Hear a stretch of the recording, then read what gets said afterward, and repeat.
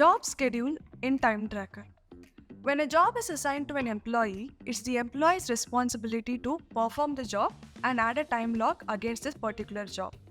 However, if you wish to propose a schedule to your employees to make it easier for them to understand the list of jobs that they will have to perform on a daily basis, you will be able to achieve this condition using the job schedule option in the time tracker module. Now let's see how to create a job schedule. In order to do that, we need to navigate to operations and then timesheet, and then you have this option called job schedule.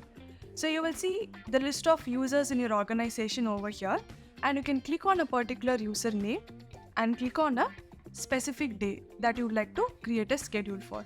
So let's say I'm going to create a schedule for Thomas for 25th, that is a Thursday. So just click on a particular day.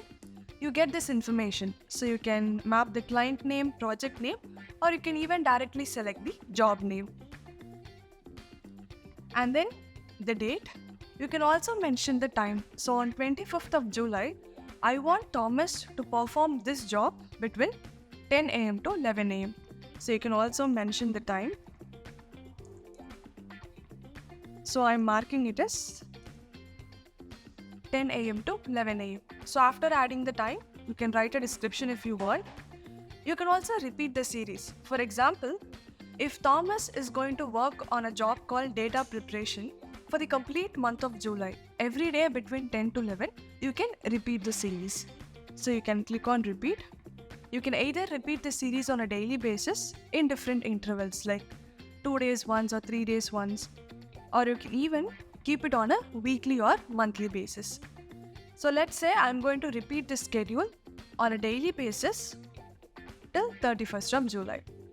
So once the schedule is added, you can either save the schedule as draft, which means when you save it as draft, it is not going to be visible to the employee.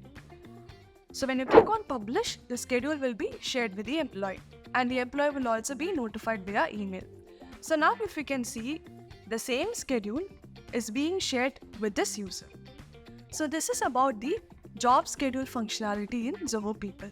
Now let's see different settings like who can create a job schedule, and if a job schedule is created and published, will an employee have an option to override it or manually edit the schedule. So all these settings and restrictions is what we are going to discuss next. In order to do all these settings, navigate to settings and then click on time tracker. Under configuration, we have job scheduling. So the first type of setting that we are going to discuss is about job schedule permissions, that is, who can view the job schedule and who can add and edit a job schedule. So first option is job schedule can be viewed by. So you can give option to the reporting manager or only to the employee. And next comes the permission to create a new job schedule or to edit a job schedule that is already published. So you can decide whether reporting manager should have the access or the employee. Admin will have permissions to all of these actions by default. And the next is we have job schedule restrictions and preferences.